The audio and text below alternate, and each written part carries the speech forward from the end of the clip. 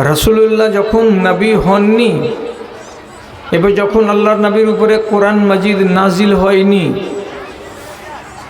তখন আরব জাহানের ভিতরে মানুষ যেগুলোকে আমরা বলছি, যেগুলোকে বলছি শিষ্টাচার, আর যেগুলোকে বলছি আদর্শ ব্যবহার, সেই আদর্শ ব্যবহারের মানুষজন তখন আপনার চোখে একটাও পড়বে না বা পড়তো না। যত মানুষ ছিল আরবের মাটিতে, আরবের মক্কা বলেন আর মদিনা বলেন, সেগুলোতে মূলত তিনটা ধর্ম মানা যেত। একটা ধর্ম হলো খ্রিস্টান, আর একটা ধর্ম নাম হলো মিল্লাতে ইব্রাহিমি, আর একটা ধর্মের নাম হচ্ছে কি অগ্নি পূজকদের ধর্ম, আর একটা ধর্ম হচ্ছে পৌত্তলিক, যারা মাটির খোদাকে পূজা করত। চারটা ধর্মের লোক ওই মক্কায় মদিনায় আরবের জাহানে সব জায়গায় বাস করত। এর ভেতরে সৎ কোনটা? যারা আগুনের পূজা করত তারা হলো গুমরাহ। যারা ঈসাই ধর্ম নিজেকে বলে, মানে আমরা ঈসা নবীকে মানি, তারাও গুমরাহ হয়ে গেছে ততদিনে। কেন যে ঈসা নবীর ধর্ম 700 বছর তখন পুরানা হয়ে গেছে। ওরা শিরক করতে শুরু করলো।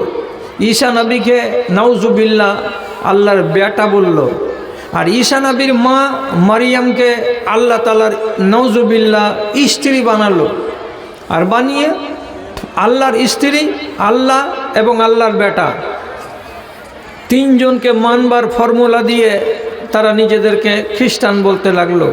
পাকা অধর্ম এটা। তারপরে মিল্লাতে ইব্রাহিমি মানে কি? ইব্রাহিম নবী গত হয়েছেন সেদিন থেকে হিসেব করুন। সেদিন থেকে হিসেব করলে 4500 বছর আগে ইব্রাহিম নবী দুনিয়া থেকে গত হয়েছেন।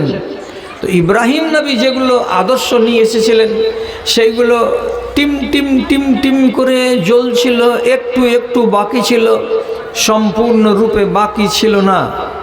নামাজ বাকি ছিল, কিন্তু কেমন করে রুকু করতে হয়, রুকুতে কি বলতে হয়, কেমন করে সাজদা করতে হয়, সাজদাতে কি বলতে হয়, এগুলো কিচ্ছু ধ্যান ধারণা ছিল না। জাকাত দিতে হয় কথাটা জানে, কিন্তু কেমন করে দিতে হয়, কয়টাতে দিতে হয়, কয় কেজি হলে দিতে হয়, এগুলো খুঁটিনাটি বিষয় তাদের কাছে ছিল না। একদম সহি বুখারী শরীফের রিওয়ায়েতে পাওয়া গেছে 4-5টা মানুষ মাত্র ছিল যারা মিল্লাতে ইব্রাহিমীকে মানত। আর নমাজ পড়ার কালে যখন আল্লাহকে ডাকা হতো না ঠিকঠাক করে, তখন আসমানের দিকে মুখ করে নিয়ে একবার করে বলতো, হে পরওয়ারদিগার আল্লাহ, তোমাকে আমি ডাকছি, তোমার আমি ইবাদত করছি, ওয়ালা নাদরি কাইফা আবুদুকা, কিন্তু আমি জানি না জি মালিক যে কেমন করে তোমাকে ডাকতে হয়, কেমন করে সিজদা দিতে হয়। মাথাটাকে মাটিতে টেকিয়ে দিচ্ছি ঠিক, কিন্তু ওখানে গিয়ে তোমাকে আমি কি বলবো এ কথাটা আমি জানি না, আর আমাকে শিখাবারও কোনো লোক নেই। আমি যে তোমার নামে জিকির করব, কোন কথাগুলো যে বলবো আমি নিজে জানি না, আর কোনো লোক আমাকে শিখিয়ে দিবে এ কথাটা আমি খুঁজেও পাই না। আবার আমার চোখের সামনে এরা যে মুশরিক, এরা যে মাটির খোদাগুলোকে পূজা করে, এগুলোকে আমি পূজাও করতে পারি না। কেন এরা শুনে না? কেন যে এরা দেখে না? কেন যে এরা কোনো লাভ করতে পারবে না? কেন যে এরা কোনো লোকসান করতে পারবে না? এই জন্য ওই খোদাগুলোকে আমি বিশ্বাসও করি না। তাহলে তুমি আমার এই ইবাদতটাতেই সন্তুষ্ট হও। মাঝে মাঝে যে তোমার নামে আমি একবার করে বলছি আল্লাহু আকবার, মাঝে মাঝে তোমার নামে আমি যে বলছি সুবহানাল্লাহ, মাঝে মাঝে একবার করে কপালটাকে জমিনে ফেলছি, আর ফেলার পরে কি বলতে হয় না বলতে হয়, যা না বলি আর বলি এটাকে আল্লাহ তুমি মেনে নাও। তাহলে এইগুলো লোক ছিল আঙুলে গোনা 10 থেকে 12টা মক্কাতে, আর বেশি লোক ছিল না। বেশি লোক ছিল কারা? বেশি লোক ছিল মাটির খোদাকে পূজা করনেওয়ালারা। যার ফলে কি হয়েছিল, এটা তো ধর্ম নয়, যার কারণে সেই দেশের মানুষের ভেতরে শিষ্টাচার ছিল না, জুলুম বেড়ে গেছিল, অন্যায় বেড়ে গেছিল, বর্বরতা বেড়ে গেছিল, যেখানে সেখানে লুট দাঙ্গা হাঙ্গামা এগুলো সব চালু ছিল। একটা মানুষ বাড়ি থেকে বের হতে গেলে তার নিশ্চয়তা ছিল না যে সন্ধ্যাবেলায় সহি সালামতে বাড়ি ফিরে আসতে পারবে। হতে পারে রাস্তাতে তার উটটাকে চুরি ডাকাতি করার জন্য কেউ মেরে দিতে পারে ওর জান, হতে পারে ওর সামানটিকে লুট করার জন্য ওকে প্রাণে মেরে দিতে পারে। কোনো ঠাঁই ঠিকানা ছিল না, এমন একটা নষ্ট যুগ ছিল সেই যুগটা,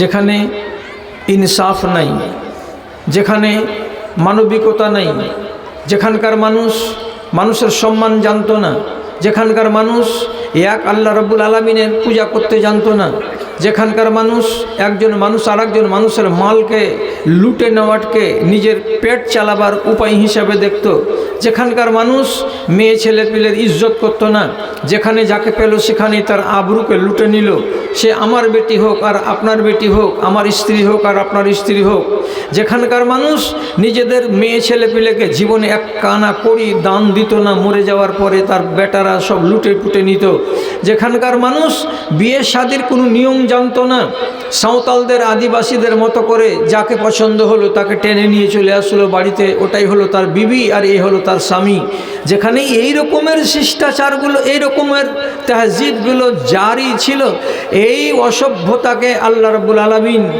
পরিষ্কার ভাষাতে বলে দিয়েছেন কোরআন মাজিদের ভেতরে, কুনতুম আলা শাফা হুফরাতিম মিনান নারি ফাআনকাযাকুম মিনহা।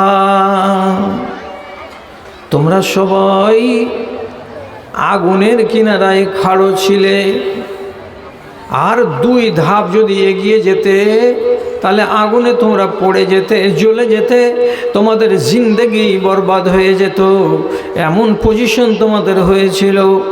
তখন আল্লাহ রাব্বুল আলামিন তোমাদের উপরে দয়া করলেন, আর দয়া করে তোমাদের মাঝে একজনকে নবী করে পাঠালেন, তার নাম মুহাম্মদ সাল্লাল্লাহু আলাইহি সাল্লাম, এবং তাকে একখানা কিতাব দিয়ে পাঠালেন, তার নাম হলো কোরআন। এই নবী তোমাদেরকে দিন আর রাত বলতে শুরু করলেন। কার কথা? তো কোরআনের কথা। ও মানুষেরা, সুদ খাওয়া ছেড়ে দাও, তোমার সমাজ থেকে দুর্নীতি উঠে যাবে, শোষণ উঠে যাবে, তোমরা সহি সালামতে বাঁচবে। ও মানুষেরা, তোমরা মেয়ে ছেলেকে জিন্দাই পুঁতে দিও না। যদি এই কাজটা করতেই থাকো তো তোমাদের দেশে একদিন মেয়ে ছেলে খুঁজে পাওয়া যাবে না। অতএব কম যদি মেয়ে ছেলে হয় আর বেটা ছেলে যদি বেশি হয়ে যায় তাহলে তোমাদের ভেতরে দাঙ্গা বেড়ে যাবে, হাঙ্গামা বেড়ে যাবে, অশান্তি বেড়ে যাবে। সুতরাং আল্লাহর কোরআন বলছে মহিলাদেরকে জিন্দায় কতল করিও না, দফন করে দিও না, তোমরা শান্তিতে বসবাস করবে। ও মানুষেরা, মদ পান করিও না। মদ পান করতে গেলে তোমার মগজ ঠিক থাকে না, মগজ যখন ঠিক থাকে না তখন তোমার কাজ ঠিক হয় না, আর কাজ যখন তোমার ঠিক হয় না তখন পরের নষ্ট হয়ে যায়, আর পরের যখন ক্ষতি হয় তখন দাঙ্গা হাঙ্গামা হয়। তোমার ব্রেন যখন ঠিক থাকে না তখন বাড়ি যাও, আর বাড়ি যাওয়ার পরে স্ত্রীকে স্ত্রী না বলে অন্য ভাষায় কথা বলো, কখনো কখনো মেরে দাও, অন্যায়ভাবে ঝগড়া হয়ে যায়, বিবাদ হয়ে যায়, বাড়িতে অশান্তি তৈরি হয়, তোমাকে দুনিয়ার মানুষেরা ভালো চোখে দেখে না, এই জন্য তোমরা মদকে ছেড়ে দাও। এই করে করে করে করে করে করে আল্লাহ রাব্বুল আলামিন পাই করে এক এক করে কোরআন মাজিদে আয়াত নাজিল করতে লাগলেন, আর নবীজি হাঁক দিতে লাগলেন কি বলে? ও মানুষেরা, ধর্মকে ধারণ করো, তোমরা সুখী হতে পারবে। ধর্মকে ধারণ করো, তুমি সুখী হবে, তোমার গ্রাম শান্তিতে থাকবে, তোমার এলাকা শান্তিতে থাকবে। ধর্ম কি করে? মানুষকে শালীনতা শিখায়। ধর্ম কি করে? সমাজকে সুষ্ঠু করে। ধর্ম কি করে? আপনাকে একজন উচ্চ মনের এবং মানের মানুষ তৈরি করে।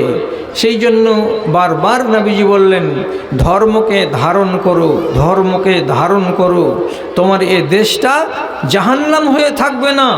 এই দেশে এখন বর্তমানে জুলুম, অনাচার, অবিচার, বর্বরতা, চারিদিকে অন্যায়, আর চারিদিকে একটা রোল উঠেছে, ত্রাহি ত্রাহি করছে মানুষ। কি করে বাঁচবো, কি করে বাঁচবো? এই জুলুম থেকে কে বাঁচাবে? তোমরা কোরআনকে মেনে নাও, তোমরা শান্তি পেয়ে যাবে, নারীরাও সুখে থাকবে, নরেরাও সুখে থাকবে। তোমাদের ধন আর মালগুলো গলিতে যদি পড়ে থাকে তো তাহলে কোরআনকে যদি মেনে নাও, ওগুলোকে জোগাতে হবে না, ওইগুলো এমনি পড়ে থাকবে গলিতে, কেউ তোমাদের দেশে চোর রবে না। তোমরা যদি কোরআনকে মেনে নাও, তোমার বেটি শাহজাদপুর গ্রাম থেকে বেরিয়ে এখান থেকে চলে যাবে আল্লাপাড়া একাই, তার ইজ্জতকে লুটার লোক খুঁজে পাওয়া যাবে না, বুড়া নজরে দেখার পর্যন্ত লোক পাওয়া যাবে না। তোমরা শালীনতা শিখো, তোমরা বড় লোক হও, তোমরা ভদ্র হও, তোমরা সভ্য হও, তোমরা আল্লাহর পিয়ারা হও। কার দ্বারাই? তো কোরআনের দ্বারাই। কার দ্বারাই? তো নবী মুহাম্মাদের দ্বারাই। তাহলে ধর্মকে ধারণ করতে বললেন আল্লাহ রাব্বুল আলামিন। মানুষেরা ধর্মকে ধারণ করলো, ধারণ করলো ধর্ম।